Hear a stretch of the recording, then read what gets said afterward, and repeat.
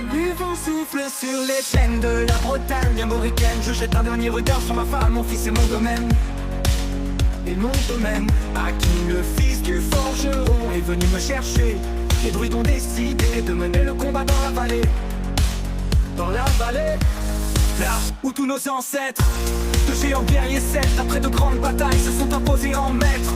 C'est l'heure maintenant de défendre notre terre contre une armée de cimériens prête à croiser le fer. Toute la tribu s'est réunie autour de grands menhirs pour invoquer les dieux afin qu'ils puissent nous bénir. Après cette prière avec mes frères sans faire état de sel, les chefs nous ont donné à tous des gorgées d'hydromel. Pour le courage, pour pas qu'il y ait de faille, pour rester grands et fiers quand nous serons dans la bataille. Car c'est la première fois pour moi que je pars au combat, et j'espère être digne de la tribu de Dana. Dans la vallée, de Dana, la Lina, dans la vallée, j'ai pu entendre les échos. Dans la vallée, de Dana, la Lina, dans la vallée, des champs de guerre près des tombeaux.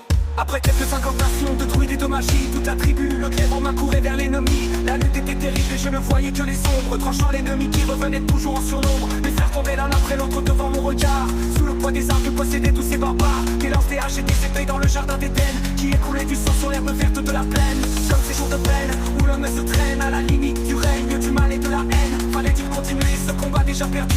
Mais telle était la fierté de toute la tribu.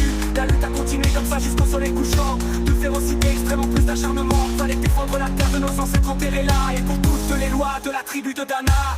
Dans la vallée, de Dana, la Lilana, dans la vallée, j'ai pu entendre les échos.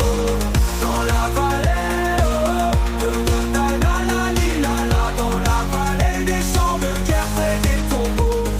Au fond de la vallée, on entendait le son d'une corne, d'un chef ennemi qui appelait toute sa horde. Avait-il compris qu'on lutterait même en enfer, et qu'à la tribu de Dana appartenaient ces terres? Les guerriers repartaient, je ne comprenais pas tout le chemin qu'ils avaient fait pour en arriver là.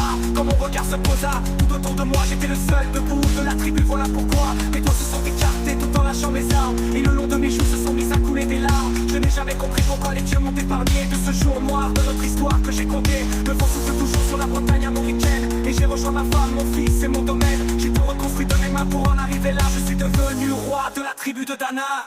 Dans la vallée,